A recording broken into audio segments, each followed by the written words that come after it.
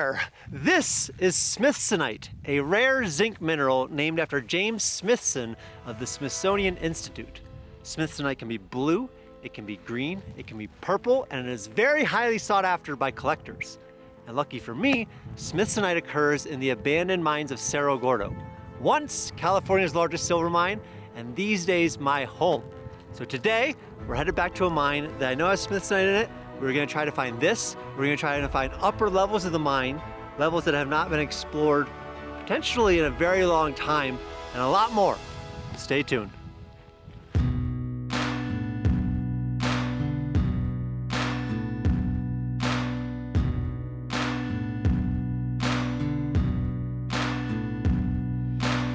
All right, we are back doing my favorite thing in the world, and that is mine exploring. And I am back on the backside of Cerro Gordo right now at a mine that I haven't been into for about a year or so. As you go along on this level, there's numerous chutes up, which would indicate potentially a level above it. But as I would walk up this hillside, I would never find the upper level. But there's about 3 or 4 of these chutes up that have ladders that have deteriorated. And so today what I'm gonna try to do is go in on this main level, go up these chutes, potentially put in more tie-off points, put in some anchors from rock climbing anchors, so I can keep going higher and higher, and we can't see if this leads to a whole nother level. And the second reason I'm here is because I remember even back in my early days before I got into the rock hounding, there was some beautiful Smithsonite in here. And now that I've gotten really into rock hounding, now that I have a little lapidary shop, I'm very excited to get in here, try to get some of this Smithsonite out, see what we can do with that, and be also on the hunt just for other minerals that might be there. But with that, let's sneak in there and see what we can't find.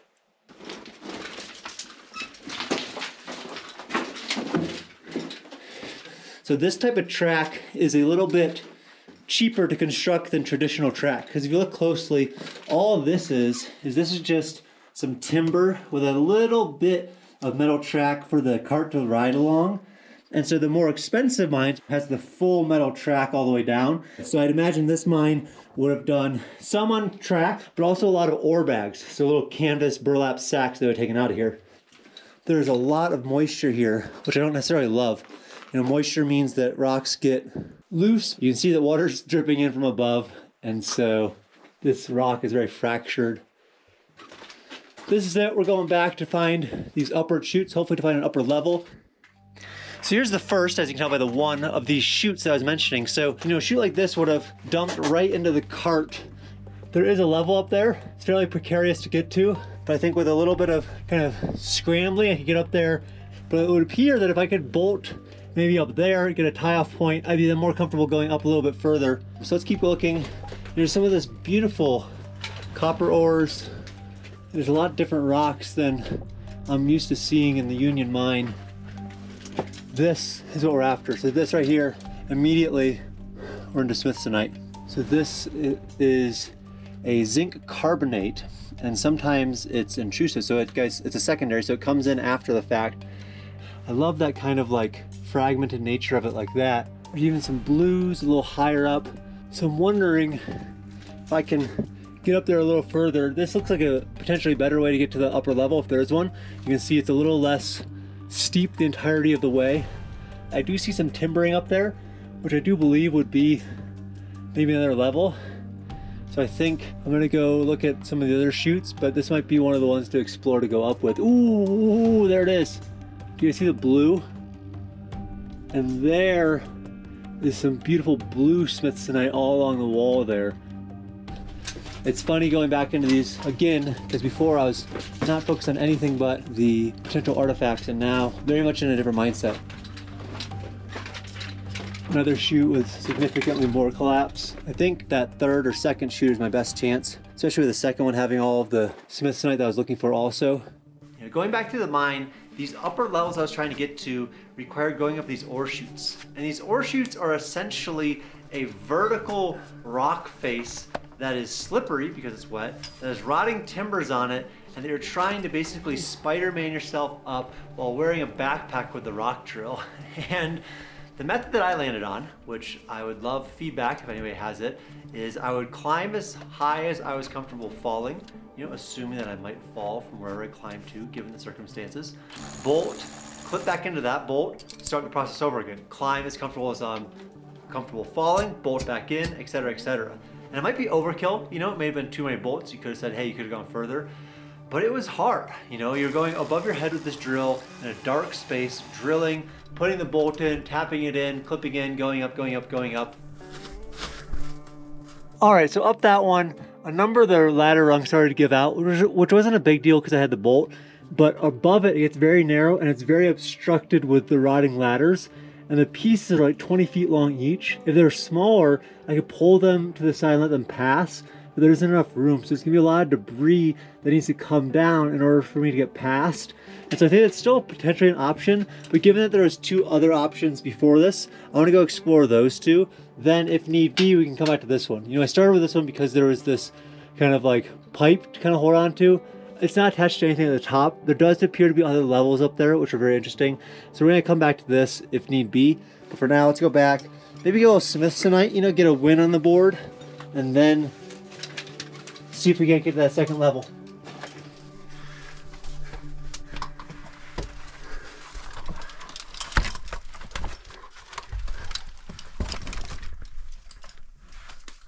Ooh, look at that. We want to be there.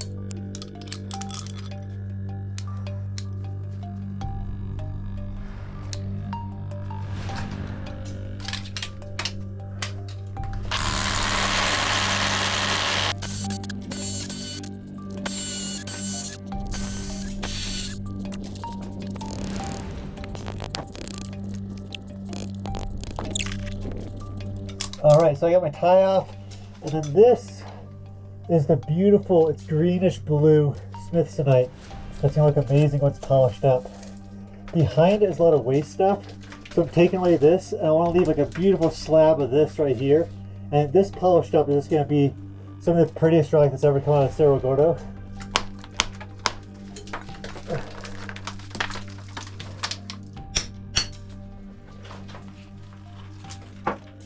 Look at that. Look at that.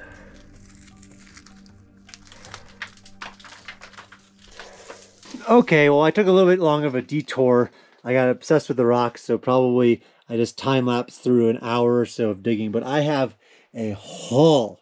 I absolutely cannot wait to get back to kind of clean some of these up, start cutting some of them, and see what's in them, because I think we're going to have some of the prettiest rocks that ever come out of Cerro Gordo. So stay tuned on that, but we still have to figure out whether there's a second level to this. I'm going to go back to that third one that had the ladder in the way. I think I need to clear the ladder that was blocking the route up. So I'll probably tie a rope around it, pull it out on purpose so that way it doesn't fall on me as I'm going up there. And then after we have that out of the way, continue the trek up to what looked to be like a ledge that looked to be a second level of the mine. So step 1, finding beautiful rocks, complete. We may have to find some more. The step 2, let's figure out if this thing does have a second level or not. All right, we're back. Now, up there you can see where our ladder kind of changed direction. I lost a lot of these rungs. They're just breaking. They're rotted through. But this has the most infrastructure. This has this pipe coming down as this other pipe. It's a big chute. So if there's ever a level with a bigger second level above it, I imagine it's this one. But that ladder is very much in the way. So I'm going to go back up there. I'm going to tie off. I'm going to try to rip it down basically. So it's not in the way anymore. And then we'll continue from there.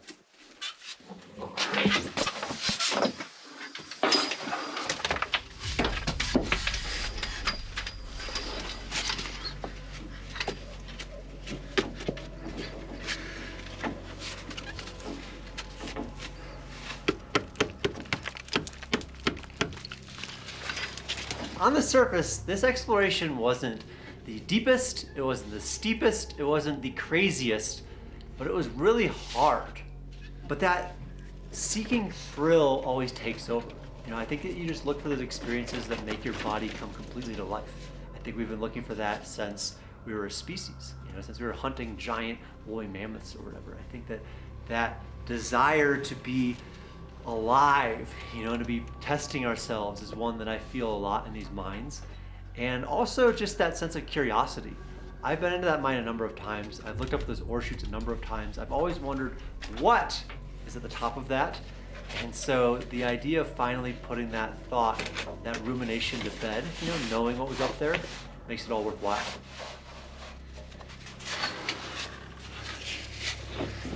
Whoa.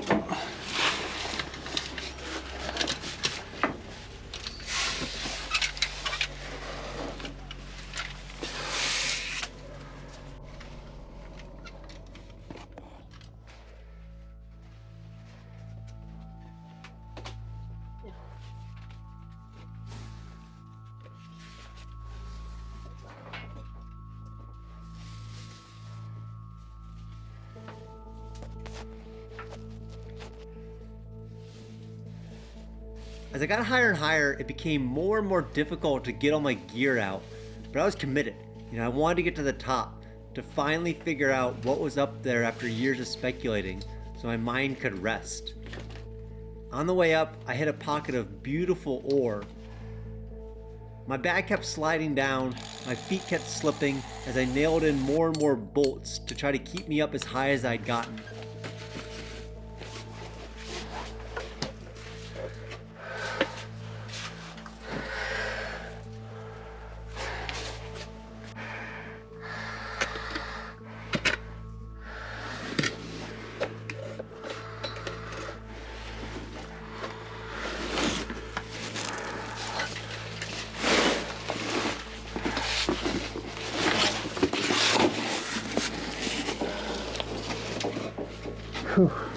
I saw a lot of cool things. I saw green Smithsonite, which I see basically nowhere else. I saw blue Smithsonite, which might be my favorite. I saw some galena, I saw some beautiful calcite, and it was just a day in a beautiful gem and mineral tunnel, it felt like.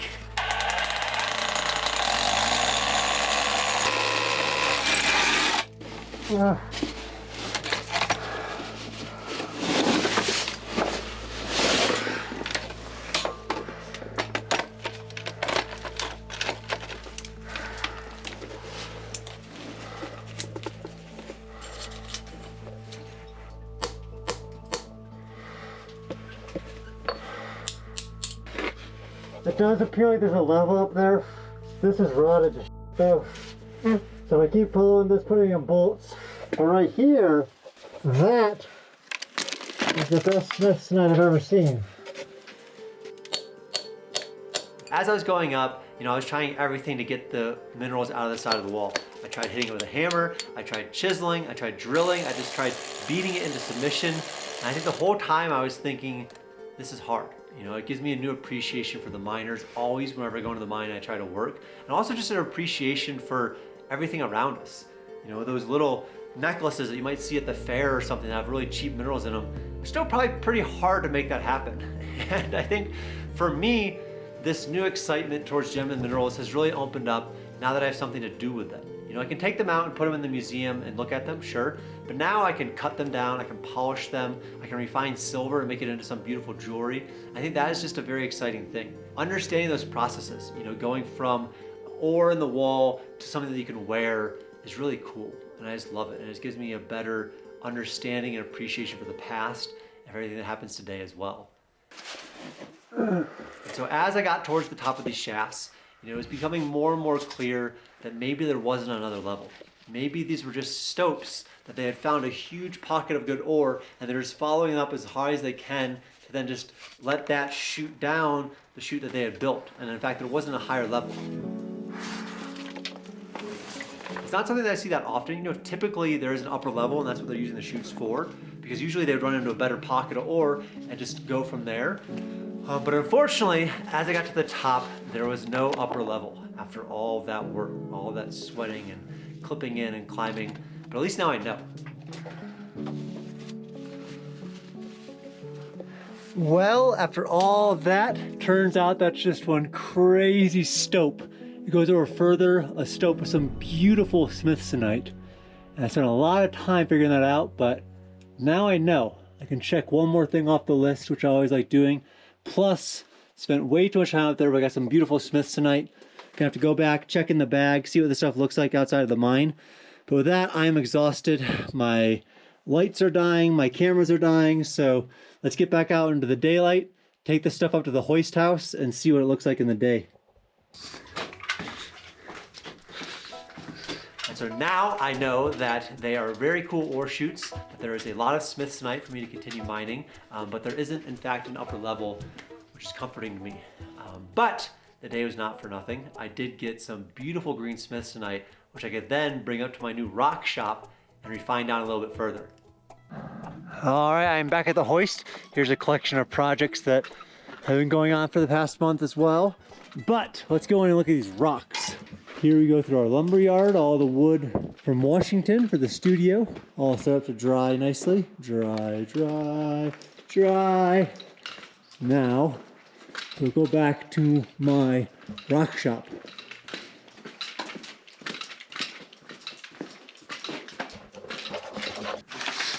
All right, let's see the goods. A big piece I got at the very end. Nice. Ooh. Yeah, you see that color down there? All right, there it is. Here's some of the bubbly blue Smithsonite. That's the blues I've ever seen. That's what we're after in large quantities. Unfortunately, I haven't found in large quantities. But I do know now where that little pocket is. We have a lot of this greenish Smithsonite that I think is gonna look beautiful polished up, but there's that stuff that we saw on the wall that I was trying so hard to get out. The blue bubbly Smithsonite. It's very rare. Ooh, a little piece of galena. Next up is to cut them and polish them. So let's see what they look like after that. I got this tile saw recently. It was like 70 bucks. It actually works pretty great for cutting these rocks. I also have this one, which I put the correct blade on. This one works okay. I like this one better because it's a wet saw. So let's start with some of the stuff I just pulled out. Let's start with this piece. It looks deceiving, but I think we cut this, it's gonna be very beautiful.